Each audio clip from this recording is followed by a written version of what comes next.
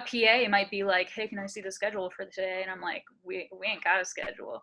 Then, which I would say to a PA, because I'm totally chill. I want to be best friends with everyone on set, because at some point I'm going to have to ask something of them.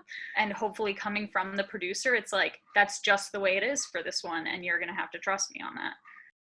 So welcome back to our ongoing conversation with Chicago filmmakers called The Work. I am Bradley Powell. I'm a writer-director, and I'm joined by, go ahead. Hi, I'm Grace Hahn. I'm a producer. And we're so very thrilled to have Grace with us for this talk. So we really wanted to focus on this conversation, focusing on kind of the business and best practices. Now, that's a very wide range of topics, but especially you being a producer, we thought that you would be ideal to talk about such things. Maybe we can begin at the beginning. The question that I'm sure you've gotten a million times is just, what is a producer? And I don't want to hit it that directly because that's probably a boring question. But I do want to kind of pick at it in the sense that I think we can all agree that producer is someone who's at least largely responsible for setting a tone of a project and setting certain parameters and guidelines. So I wonder if there have been some sort of things that have over time you've picked up and learned on your journey that have served you well as just general good guiding principles of a successful project, let's say. Yeah. Well, first, I think if it's okay, before I address that, I think I like how you described a producer.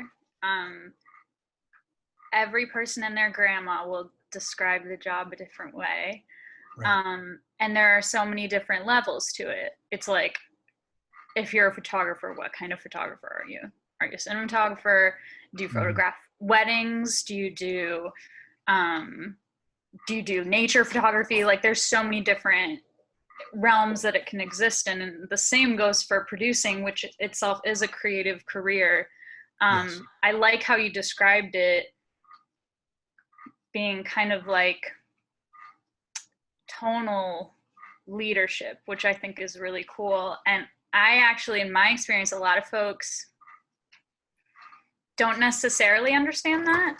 I think that's an accurate representation of a large portion of the job, but the real tangible portion is what I think producers are known for. It's like the money, yes, the cogs behind the scenes of like making sure so-and-so arrives here at the right time on the shoot day. Right. When in reality, it's kind of like everyone is doing those day-to-day logistics, not just the producer.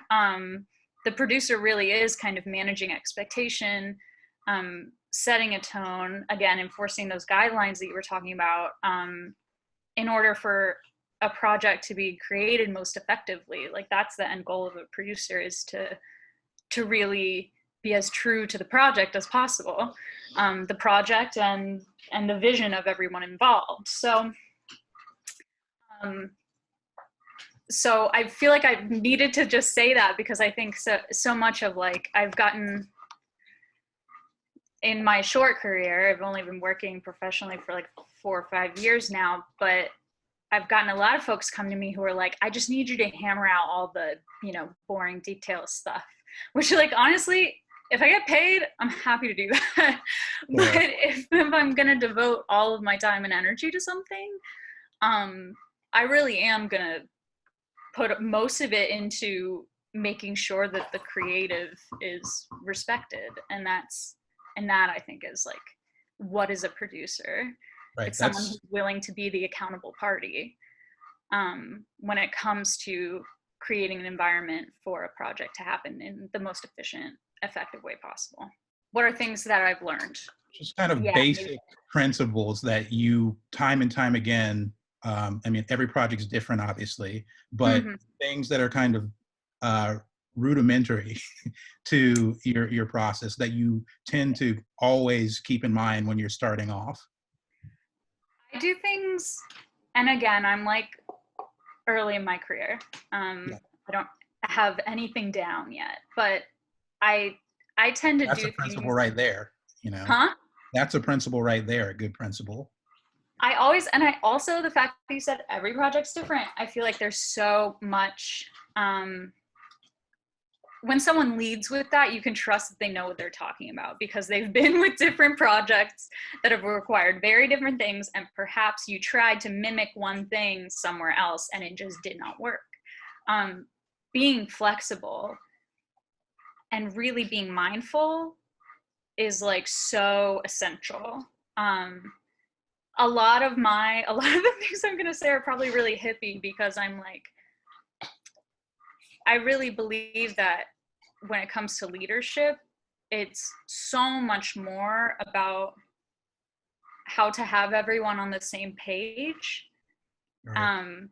on a number of levels, as opposed to trying to control everything, which I think is like a leadership style that we've been taught, or a lot of, American raised, Midwestern. I'm American raised Midwestern, and like flaws and great stuff. I embody a lot of those things. So it's like important to recognize that maybe we've been taught a manner of communicating and collaborating that is not as effective as it could be. So I think I'm still kind of learning what these best practices are and what for me my best leadership style is, because my leadership style is going to be different than your really effective leadership style. So it's like what you think of as like a simple thing, like, oh, you're a good leader, there's so much more underneath that to be constantly explored, which we have the opportunity to do in what we do, which is exciting. I think flexibility is incredibly important. I believe a lot in instinct too. If you feel overwhelmed by someone or something, or if you don't feel great about it, you should really trust yourself with that. Yeah, because as we all know, avoiding a bad experience, having a bad experience is productive because you learn. But avoiding one saves a lot of time and energy, and you can learn from that too. I feel like I've been very lucky in that a lot of stuff that I've supported but not fully engaged with have like been successful, but just like my own projects, they have their issues. So like you can support something and be engaged in something, but not necessarily stake all of, your creative efforts and energies into it. You're talking about the concept of control, and you're talking about essentially what amounts to free and open exchange and communication being extremely important to a project's success. I think a lot of people, kind of don't see how when there is better communication, there can be more freedom and flexibility, and the control is not one of necessarily bossing people around, telling them what to do, and a hierarchical sort of management in the dirty word of, in the dirty sense of the word. But really, when you're setting an environment and a tone and a sort of, you're bringing on people that are ideologically attuned to what you're laying down, there can be room to play in that is both freedom and also hopefully respectful of different sorts of people. The film set might have anywhere from 5 to 500 people on it, depending on what level you're working at. And I think there can't be a misconception or an expectation that all, let's say, like probably on the level that we're more used to working on, like that 30 to 50 people are all going to have the same mindset. That's an absurd sort of expectation. Yeah. And by setting that expectation, there is a sort of friction that could be produced, or a walking on eggshells, or any sort of bad thing that you don't want. But when you kind of say, all right, here's the parameters that we're going to play in, everybody. How can I respect your individuality? And also, can we, keep our eye on the prize, which is making of a successful film? How can we best, navigate between those two tensions? I think that sounds like a lot of what you're describing, that kind of constant, you're really managing the tension between that, as opposed to people specifically or objectives specifically, sort of, it sounds like. Yeah. And I have this, like, again, kind of hippie concept where I'm like, when everybody on a project, maybe maybe some folks are having a bad day. Maybe some folks are like a little unclear on what the plan is for this shoot day or something like that. I think just being aware of the fact that not everything is always going to be running 100% efficiently, and being the resource for someone who needs support, like, that is kind of the most human thing ever. But I quite frankly, I don't see a ton of producers being that person. Right. And I can only hope that I come across as that person. Mostly because I'm like a total mom, but like also I think it's that two-way street of respect and understanding where you can feel like you're at least progressing. Everything may not be perfect, but you're at least progressing and in it together. Which, like, again, even on the most stressful shoot day, even if you're behind, even if someone showed up late, even, any old thing can go wrong. But if there's someone who's saying, okay, we have these issues, here are these issues, how do we take all of these things, get creative, like you were talking about, use flexibility to our advantage, and find a way to knock out what we need to knock out while, still harnessing all the talent that we have. So for me, it's a lot of what you show and what you do, and less about what you say, to be totally honest, because I hear a lot of folks say, like, it's kind of like this thing where some folks are like, oh, I'm an ally. And it's like, in whatever regard. But I'm like, if you don't see this person actively, like, being an ally and a support system, they're just saying it. And, like, that's good for them, and I'm sure productive in some ways, but in actually manifesting that kind of behavior, you really have to, like, encourage yourself to be very present, be very willing to communicate, be very willing to take bad news or issues, and use that kind of, like, for me, it's still like an indie mentality of, like, how do you turn these lemons into something really, really interesting? Because you always can. All of Chicago film is evidence of that. Going back to your theme of flexibility and kind of tying it into, I like what you said about, different projects, you might use different either terminologies or different work practices. It's not, in my opinion at least, it's not so important that you, for instance, use a call sheet, but it is important that if you're going to break that truism or that established rule, just like they would tell you in writing, you need to know what a call sheet does. What is the objective of a call sheet? And then if you determine that objective to be a valuable one, if we're not going to use a call sheet, then what other things are we going to use that replace and hopefully improve upon the call sheet? So given your example with, the preference for the person to use email, if you've established for yourself that, okay, really all our call sheets on this project are designed to do is to make everybody aware of what time they need to be someplace, where they need to be, and who needs to be there, and we can all achieve that in the course of, like, an email, then it makes total sense that as long as you're going to be diligent with the email, that you might not need to use a call sheet.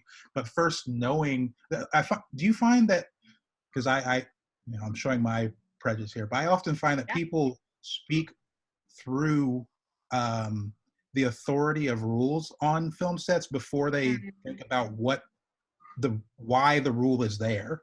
Like they just say, oh, this is the way it's been done. So my response when I'm asked what should we do is just to give the rule, and the justification is, well, because everybody else did it that way for the last 100 years. And there's never a conversation about, okay, but we can improve upon that, or, well, yes, I understand that, but this project calls for something slightly different, so can we Yeah. adjust that in this direction? Can you speak a little bit maybe about your experience with the authority of rules? And this is where my hippiness is coming out, apparently. Like the authority of Yeah. rules and the We're kind all of, socialists here. It's all good. yeah. So like speak to that. Yeah. So I mean, again, that's, to me, I equate that. I haven't worked much internationally. I haven't even worked much on the coasts. Most of my work has been in the Midwest. And so that's kind of what I'm speaking to in my experience. But it makes so much sense that people have that mentality because that's what we're taught.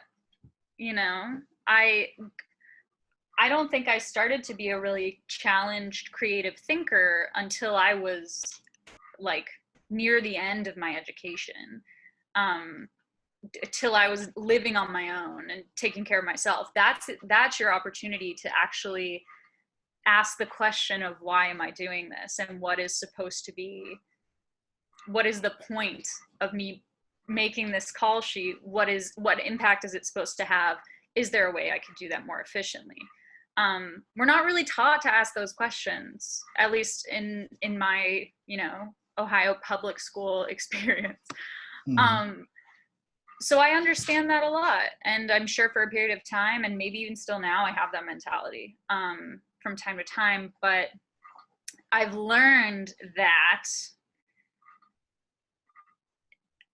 comfort and confidence are so much more important than those kinds of hierarchical rules. So I work with a lot of first-time directors or early directors because I'm an early producer myself. If they don't want to do like a stripboard schedule in Movie Magic Scheduler, that's fine. If they're not comfortable with that format and that overwhelms them, totally rad. Like, let's just talk to the DP and we'll talk to Art and we'll make sure that everyone's cool with me just putting together a Google spreadsheet. You know what I mean? So that's where it's like, I'm practicing flexibility. I'm keeping an eye on the comfort of the people creatively leading the set, Mhm. and it's not causing a huge rift. Yeah, a PA might be like, hey, can I see the schedule for today? And I'm like, we ain't got a schedule.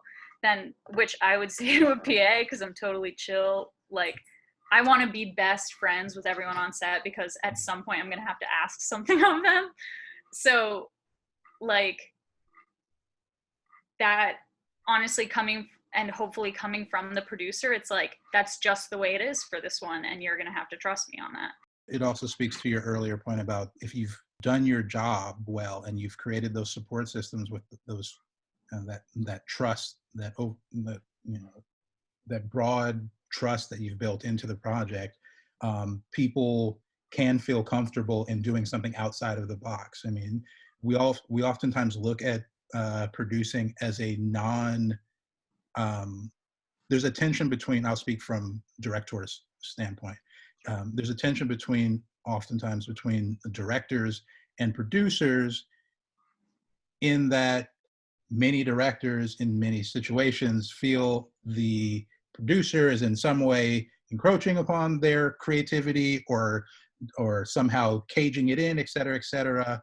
And Yeah. they want to create a sort of uh, delineation between them, the creative director, and the producer doing, as you said earlier, more logistical type stuff. Yeah. And that's actually, from my way of looking at it, the exact wrong way of approaching it, even if you have those same means, to the degree that the producer is able to embody a creative producer, capital creative producer, and is able to be creative from everything from how you create the schedule and how you do the budgeting and how you manage, you know, certain situations in relationships, et cetera, et cetera. That's all a part of fostering the creativity, because it's creating a scaffolding for the more arty producing type stuff to happen. There's no way you can get the shot if all the things that go into getting the shot aren't at your disposal. Yeah. Anything from the the personnel to the actual like equipment and the strategy for getting the shot. And so a lot of what I envision as a creative producer is someone who needs to be able to think in terms of the artistry of the thing that you're doing, and be able to walk it back to its logistical genesis and say, okay, if you want this shot at golden hour, and we're going to have 15 minutes to do this, then here are all of the steps from A to Z. Z is just the shot. We all understand that we want the shot, but Z is probably not even the shot if you're doing it well, because you might mess up like 2 or 3 times. It's like, okay, we have 3 takes to get in 15, 20 minutes or whatever it is. How do we ensure that we can get those 3 takes? And you have to walk it all the way back to its beginning sort of steps in rudimentary forms before you can be on the set actually doing the shooting of that shot. And a creative producer is someone, in my opinion, who can think in that way. They can put themselves in the position of all of the various other department heads and personnel and say, okay, if I was that person, how would I do my job the best? What would make me feel, as you said, confident and ready to, when action is called, to actually perform at my highest level. So I don't know if you have anything. That's a really great way of putting it. And if you finished your thought, I have a little anecdote. Okay, so I recently was speaking to a group of filmmakers with a director producer partner of mine, and we were using examples of call sheets, PRs, and schedules, and I had put together the first draft schedule for this project. And so the question was like, how did you put the schedule together? And so the director took a stab and was like, well, yeah, I looked through it and things seem to be in order with the locations and I want to make sure we have enough time for this and this and this. And then the moderator asked, was shooting consecutively part of what you were thinking, chronologically according to story? And then this director was just like, I don't know, was it? And then looked at me and I was like, that's the first thing you do. That's the first thing I do, because not only do I want to get you what you want, I want you to get it the way that you want it. So I'm thinking from so many different angles, putting together something as simple as a schedule for hours, thinking about what are the different elements that are going to determine the best way to shoot this, to get what you want the way you want it. So, and this wasn't to shade the director at all. I was more just like, we hadn't had that conversation before. And I was like, oh yeah, I put a lot of time into that because it demanded it. So yeah, that's one of those things where it's like the producer and AD are working together over here while the director's over here, and maybe the producer's coming over and asking a few questions every now and then. But for the most part, all of the consistent details are in the producer's mind, and everyone else just knows their part of the story, right? And that's kind of the job, is like jack of all elements, master of none, to make sure that everything can be cohesive. No, that makes total sense. If only budgets were simple. If only budgets were what they appear to be on the surface level, which is just, numbers in a spreadsheet, then nobody would ever have any issue with them. And not But days it's and because, days of my time. right, days and days of time and kind of Murphy's Law type thinking, okay, what are all the things that are going to go wrong? I guess that's another kind of outlook or way of approaching things. I think there are some producers that might start from a place of, I don't know if optimism is the right word or abundance, but versus looking at things in terms of, okay, let me try to list all, because you can't even really do this, but let me try to list all the things that are definitely going to go wrong, and then let me list an additional set of things that are likely to go wrong, and then let me try to hypothesize things that might not have a huge chance of going wrong, but if they did go wrong, it would be like epic disaster. And if you could at least name those three sets of things, there might be another category that I'm not thinking of, but like at least those three sets of things, you're at a good place, I think, to start making the schedule and to start budgeting. Because if you start from the premise, I think from the standpoint of if we have 10 shots and we already know that two of them are going to be extraordinarily difficult, if you start thinking like that, I find it oftentimes better than if you just assume 10 shots are going to go exactly as planned. Yeah, that's a tricky thing too, and I don't know if I handle this the right way. I'm constantly learning. I mean, if you finish the film, you handle it the right way, Fair enough. But I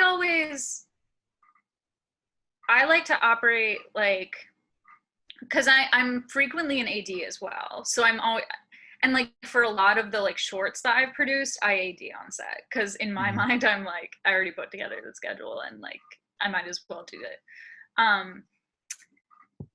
It's kind of like, it's like, I don't know, being the president during a pandemic. It's like, what do I impart on the team? Yeah. To know that we have 2 hours to get the next 6 shots, and what don't I impart on the team to let them know that? And that's a producer and an AD role sometimes. Like, that's a question for whatever kind of leadership. Like, where does the conversation start to fix this situation and make it work to your advantage? And I trust myself to know what to impart on people and what not to impart. I think maybe there are standards for that, and maybe they're better than what I usually do, but in my mind, I'm like, you just have to be prepared. It's like you have all those mental worst case scenarios in your head, and you have to be prepared to address any of them at any time. Maybe you're not going to be sharing all of that with, the crew and the talent, which like happens sometimes. Apologies, all of the talent. So yeah, it's this weird balance of like knowing what those risk factors are and how to address them, but also trying to maintain an environment where you will them into not existing. Right. Who needs to know what, when, and why? Do they need to know? And oh God, hopefully we don't have to deal with that. There's oftentimes a lot of compassion missing for the AD. It's like the AD is like stressed all the time and like kind of on your back sometimes, but like their job is hard. Yeah. And really things go wrong and they're behind. It's not just the shoot is behind, it's like they're behind. So I think it's just another example that like mindfulness on all parties is really, really important. And I try very hard to foster a set environment where people can be mindful and can ask questions when they need to, because that is involved in mindfulness and awareness, to avoid problems like that. And sometimes I don't do it right, but so I try most of the time. Yeah. Picking up on what you just said, who would you have people ask questions to you or the AD, and what types of questions are best suited for those two roles? It's weird because I can also speak from a directorial standpoint of sometimes I feel people are coming to me with producerial questions or AD type questions. yeah. So, I mean, just the sorting of that is a huge topic in itself. So maybe speak to that. Absolutely. And it that adds to the fear of being able to ask questions. Because when you ask the wrong person the right question, they're going to be pissed at you, and then you're not going to try and ask that question to the right person. Mm-hmm. So I think never, ever, ever, ever, ever ask. I don't think any rule applies so universally as never ask what is for lunch and when is lunch. It is like infuriating how many jobs I have had and how often people ask me that question. Mm-hmm. Just wait.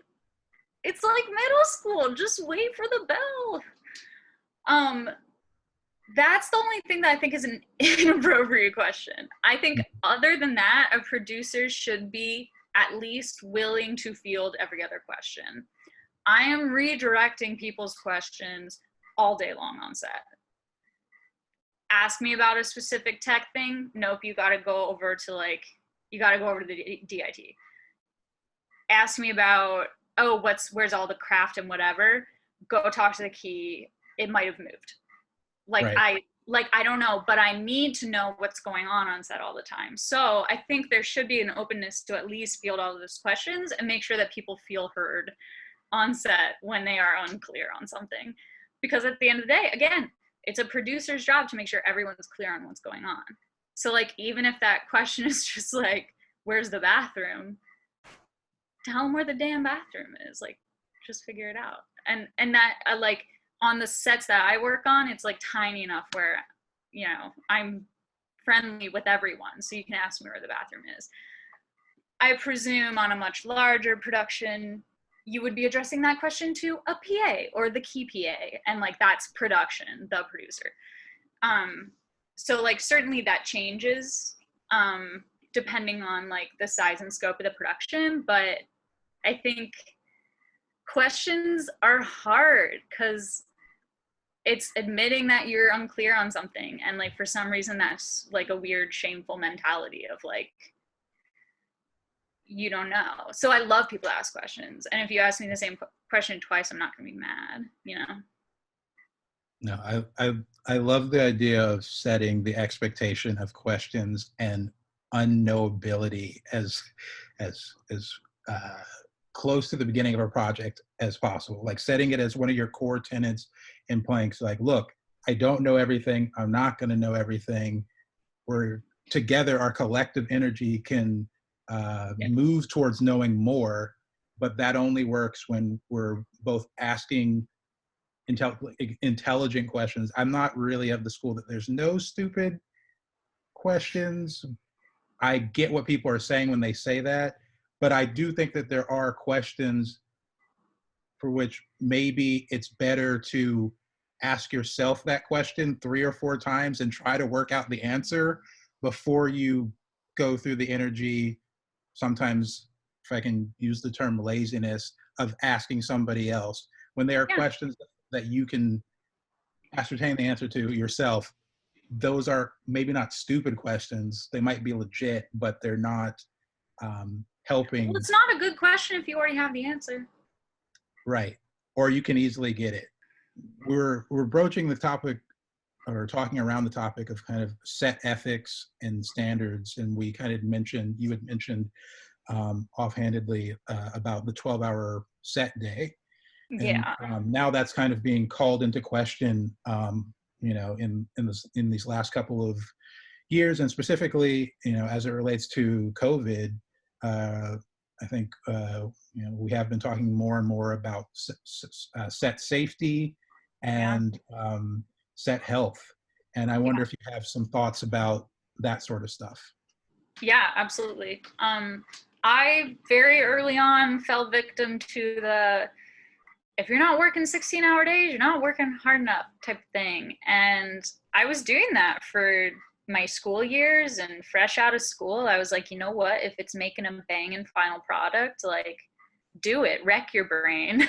Like, I was running on coffee and adrenaline and sleeping Right. 4 hours a night through the production of some stuff that I'm insanely proud of, but really put me in a bad spot when it came to my overall health, my mental health, which I think so many people can relate to. So many people in any industry. So yeah, and it's kind of like, where do those decisions start? Who decides how long a set day is? Like, people in most departments are probably like, all I can do is be like, damn, another 14-hour day. Like, but that's the grind. And I'm like, well, if there's people at the top who are saying that's not the coolest, and I see people being burnt out, and if we're working 5-day weeks, 6-day weeks, you can't be running people 12 hours a day or more. Right. That's insane. Yeah. Health-wise, it's not sustainable. So I do my best. When I'm on set, I really, really, really want to wrap out before 12. I want to give people enough travel time too. Like, if you're at a set 45 minutes away from where you live by car and you need to drive home at the end of the day, like, you shouldn't be driving home on no sleep after a 16-hour day. It's like, there's so many factors that go into it. And if you're not eating properly because you're trying to focus on getting the shot or whatever. I So feel it like really is just like, go ahead, sorry. it's just like, someone needs to be accountable for that. And the producer is the top of the food chain there. They're the person who can say, you know, let's not do a 12-hour shoot day. So I like, me moving forward, I actually haven't produced something that's gone into production in a while. I've been ADing for a bit. So probably since year and a half ago. But I decided, like, moving forward, I'm probably not going to go over 10 hours of work in a shoot day. The SAG standard is 8 work hours and 1 lunch hour. For a talent, those are the SAG guidelines. I usually am not working on union crew shoots, which is a whole other question. Most of my experience is in indie, where you're getting a flat day rate, so they can work you 16 hours and say it's okay. But I think it should be over 10, and I think you should be able to travel and get home and still have 12 hours between when you're relaxed and when you have to think about getting up to go to set the next day. Well, I'm also of that opinion. I think that we have, I don't know if it's the historical machismo or if it's the whatever it's been. Everything can be chalked up to historical machismo in my mind. I'm also I share that belief in large part. So like, I think that some of those tendencies of toughing it out and earning stripes because you have toughed it out have really hindered more ethical and humane standards being enacted. And 10-hour days, though still a long day on a film shoot, the difference between 10 and 12 can really be felt. And I think we've all been on a set or two where, you know, you may be working 12, but at a certain point, your work, like, there's a drop off. So then you're just kind of there doing things, but it's not good, which you then have to reshoot and or throw out of the film and not be satisfied with what you've done.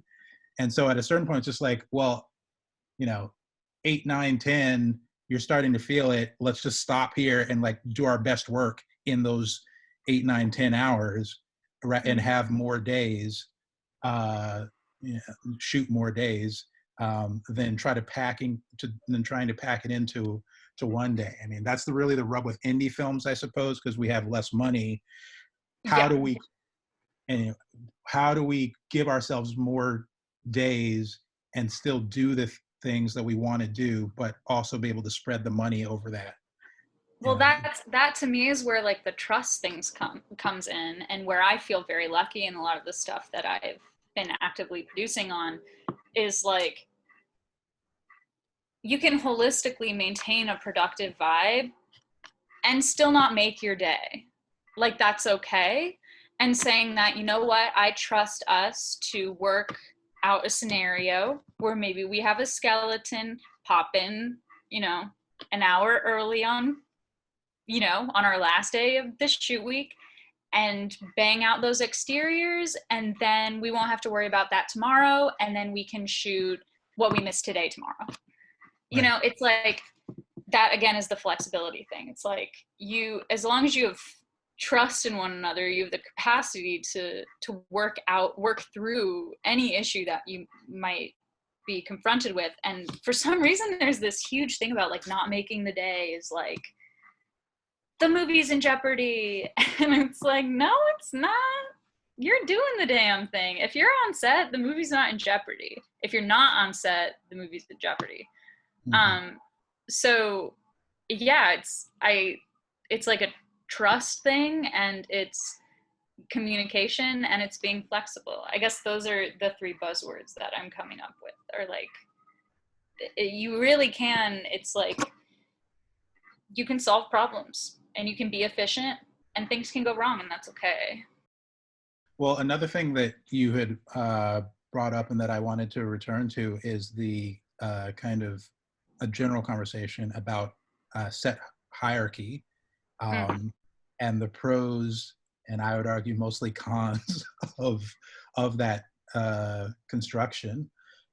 We had mentioned the dreaded word talent in our first half, and I wonder if I might interrogate you further on that, and get your there's so much built into that word and presumptions. I'm also, so to lay all my cards on the table, I'm uncomfortable about the word talent. I try not to use it other than when I'm critiquing people using the word talent, because I just think it sets this kind of implicit bias towards, I love actors are great, I think they're much needed, et cetera, et cetera. And in ways, I think, why the word talent exists, it does serve the purpose of getting everybody to realize that what the actors are doing, in a way, is everybody's serving their performance in a way. Like when the,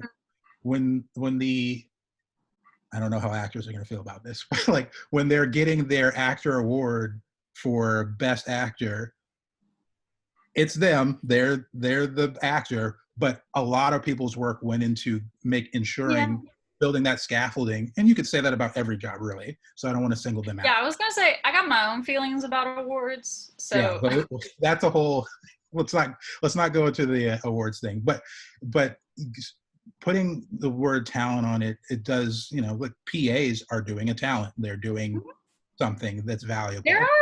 That's the whole thing about PAs.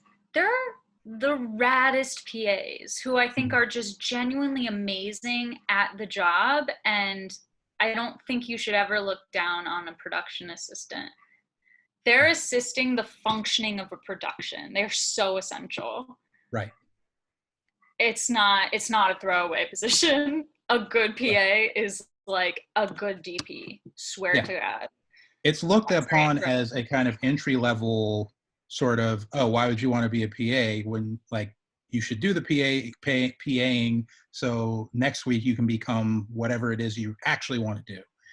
And so it's kind of, as you say, throwaway, and serves kind of, I don't know, to reduce the importance of and the respect levels that go towards that position. A professional PAing, if we can somehow do work to make that more of an accepted thing. I think that would be Yeah. an accepted mindset. But every role on a film set, if it's running the way that it should be running, in my opinion, is a part of an organism, a film organism. If one part of that breaks, Mm-hmm. it's going to spell trouble for the entire production. So Yeah. Like when you have a lax PA who clearly doesn't want to be a PA, like if someone's watching this video and like you agreed to PA on a shoot, go in wanting to do a good job at that job. Like no one's going to want to hire you again if you're like, I just want to be a prod designer and I don't want to do crafty or whatever. It's like I've literally hired PAs to do crafty, and because they want experience on set, hire them to do crafty, and I'm like, dang, you're awesome. And they're like, well, I actually want to be a prod designer.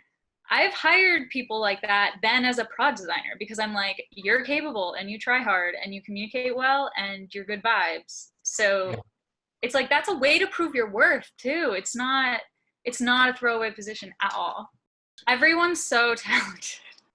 Everyone's so talented at something, and you're so talented at something, and it's like that should be recognized.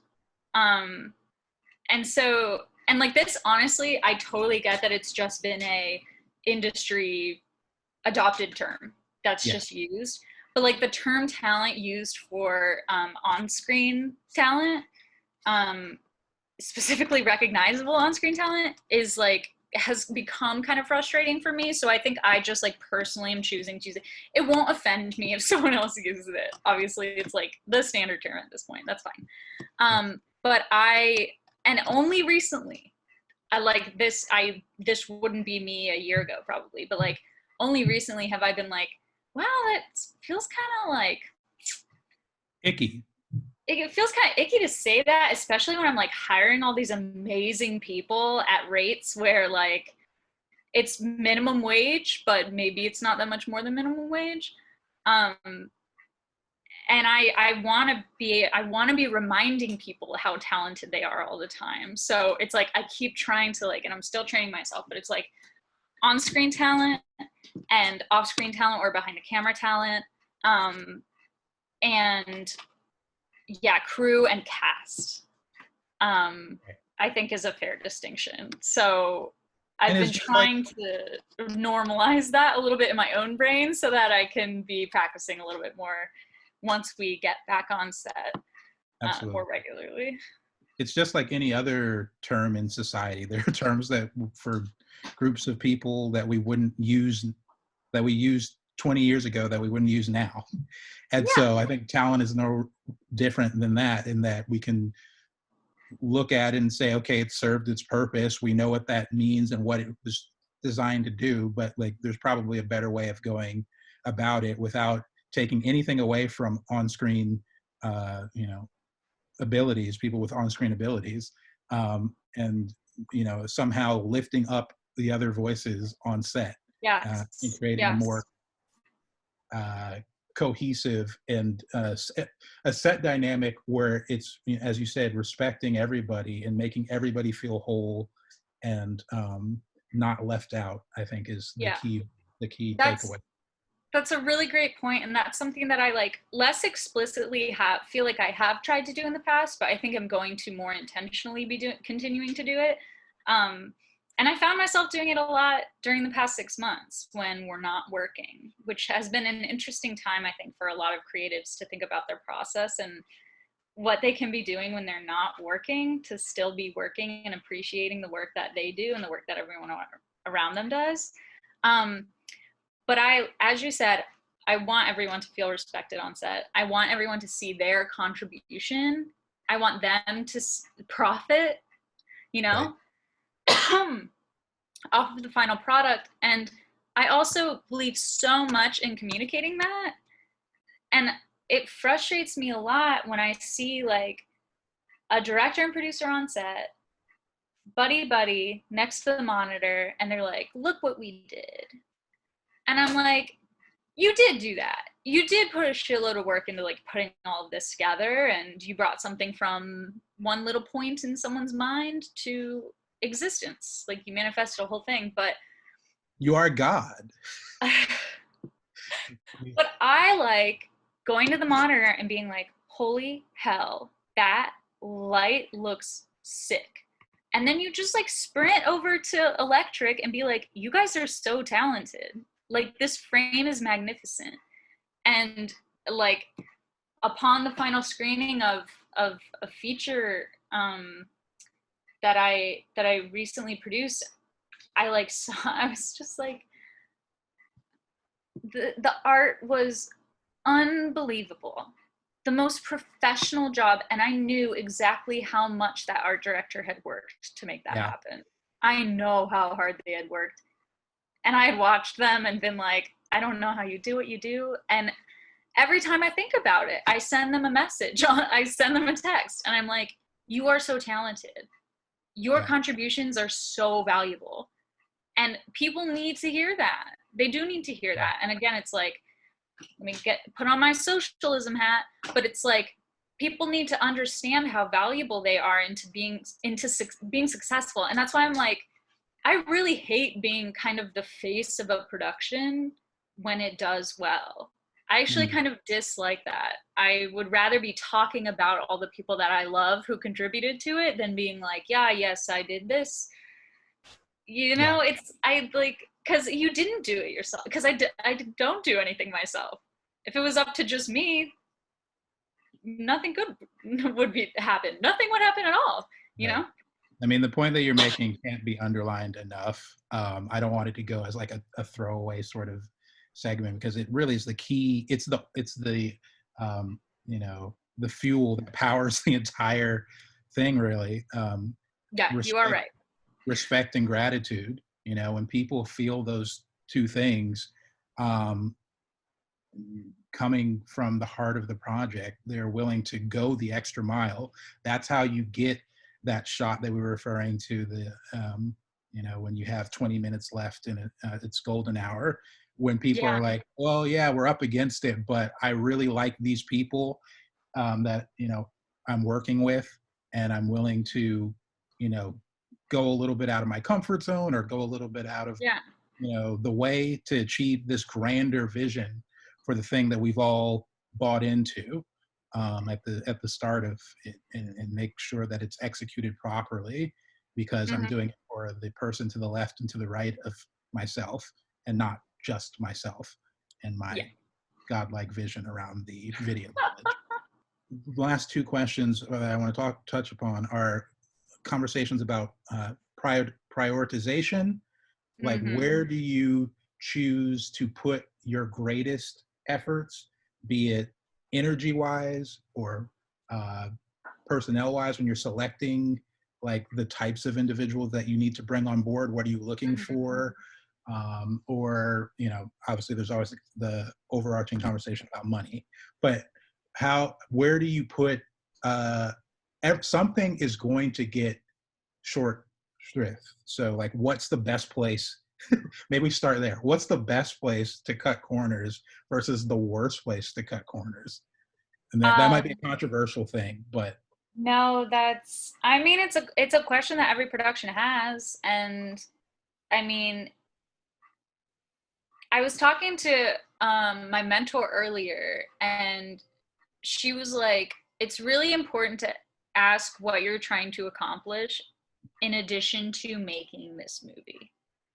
So it's like, what are you trying to walk away with? And that is going to help you answer so many of these questions. So it's like, if your goal, in addition to making this movie, is to make $1 million, like, you're going to have to cut some corners and make sure you work to get that $1 million. And like, that's going to affect a lot of your decision making when it comes to prioritization. You're going to prioritize things that are going to get you quick money, fast money, big money on the tail end. If you're making this project to kickstart a first-time director's career, your priorities are so going to be in capturing a unique vision Hmm. um, hire confident people, you know, don't cut corners when it comes to, if they're really into, you know, this style that involves crazy lighting and intense lighting and you're on a stage, don't cut corners in electric and grip. Cut corners in, you know, in like find ways to save money when it comes to getting your meals together. See how few people you can have on set at a time if you're on a stage. You know, find ways to, and it's like, yeah, cutting corners sounds super negative all the time, but a lot of times it's just finding out the most efficient way to do something. And Yes. oftentimes I'm like, too many people are on set, period. That's why you're the producer, because you have the creative term. Yeah, that sounds better. Like, what's the most efficient way of Because, achieving? yeah, and like 90% of the time, if you're looking to make money, don't cut people's rates. Cut the extra PA that you have. Like, instead make your two PAs come day after one another. Don't bring them both days. Like that. And to me, that's like, because you really aren't sacrificing, creative value. Mm-hmm. You're sacrificing manpower, and it's like, you know what, if that means the producer needs to kick butt a little bit more on that day to like maybe be running around and do a run here or there, like, so be it. So those are the types of cutting corners that I think about with like indie stuff. So, and most of the time the projects that I'm working on are it's a debut for a director, or it's a director's first feature, or I have a long relationship with this person and I haven't worked with them in a while and I want them to come up with something really new and creative. A lot of it lies in wanting to maintain their vision specifically. So in my mind, it's prioritizing those elements that'll make everyone who is necessary be on set and be comfortable and confident. A lot of times, quite frankly, this is like just straight talk, but it's like, I cut my fee on like probably every short that I do. Right. I think we all are on It, independent films. We that can all be feel put like to we're cutting our fees in order to work on something that we hopefully really are passionate about. And then there's always the question of, all right, is that a good thing or a bad thing? Uh, and there's a lot of feelings about that. yeah, and I'm in this place where it's like I'm putting together hundred thousands of dollars in budget, and I'm looking at my rate and I'm like, I hope I don't have to cut this eventually. And it's like, no. It's about time that I start prioritizing those things. But I think in the place that I was when I was putting these projects together, I was like, if it's my rate or a third meal or a second meal today, like, it's going to be the second meal. If it's my rate or giving wardrobe $500 more, I'm going to give wardrobe $500 more. Mm-hmm.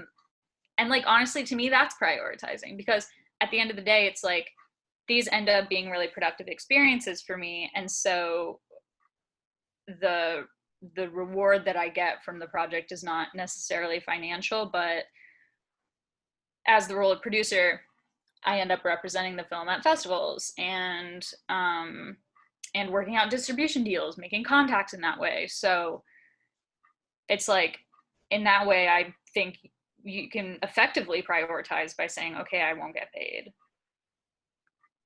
I'm in a position where I'm trying to stop doing that because, you know, not making money on producing, but that's like a whole other conversation.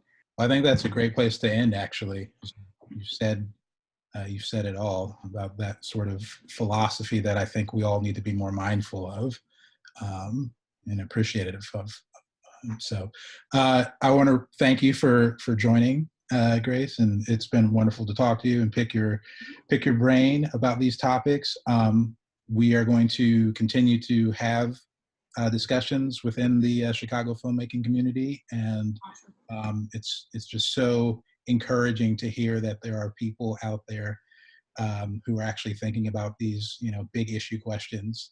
And, I think talking about it is important too. Yeah. You come to so many really great conclusions when you engage with other people's work and talk to them about these things that we think are taboo. You learn so much about what you want and what other people want, shared wants, shared dislikes. I think it's art is supposed to be so much more of a conversation than I think it is sometimes. Like the commercialism of it just gets in the way. So I don't know. I think Chicago's the best because you can engage with people's work here so easy. And I think that's the luckiest thing ever. To be watching other people's movies, reading their scripts, going to their, play readings. That's how you learn about the craft. And it's teaching each other, and it's usually not that expensive and not that time consuming. It's just involves supporting one another, and that's I found to be the most productive thing. So that's exactly why a conversation like this I think is really helpful. Absolutely. Well said. All right. Well, thank you everybody for joining us.